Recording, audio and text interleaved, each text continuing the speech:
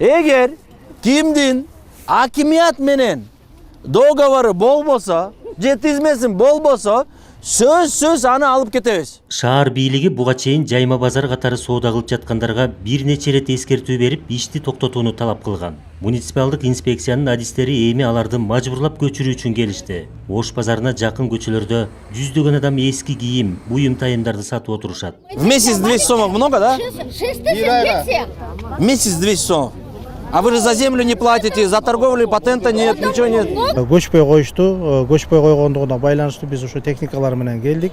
Жүктөйлүү деп калганда анан техниканы көрүп, ушул соода кылган жарандар кайра кээ бирөө кетишти. Өз каалоосу менен кээ бирөө өзүңүздөр көргөндөй товарларын таштап кетип атат. Мындан улам үйүлгөн таштандыларды тазалык ишканасы жүктөп жатат. Мэрия көчөнү жайма базарга айландыргандардын шартын эске алып, алардын ишин биротоло үзүлтүүгө учуратпай башка жакка көчүрүүнү максат кылууда. Бул үчүн Фучик көчөсү тандап алынды. Бирок күн сайын эмес, ишемби жекшемби күндөрү гана соода кылууга уруксат берилет. Московскийден баштап тиги заправкага чейин бул Фучика көчөсүндө ошол ишкерлер сооданы кылса болот. Бирок ошол бир нече шарттары бар. Биринчи шарт бул сөзсүз ошол соода дем алыш күндөрдө болуш керек. Анан экинчиси сөзсүз тазалык менен келишим болуш керек. Бул келишим формалдуу түрдө болот. Анын суммасы кичинекей эле болот.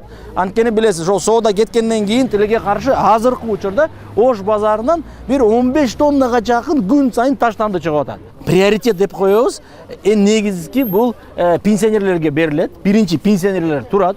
Бирок мэриянын бул талабына айрымдар макул эмес. Алар жаңы орунда соода солгун болот деп ынанбай турушат.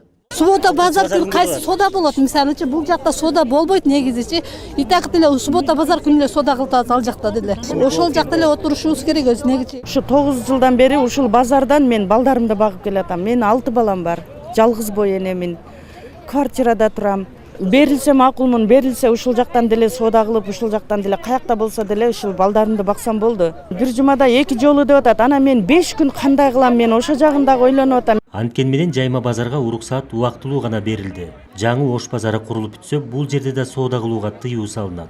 Калыгул Асанбаев, Азамат Кыдыр Токтоев, Ала Тоо 24.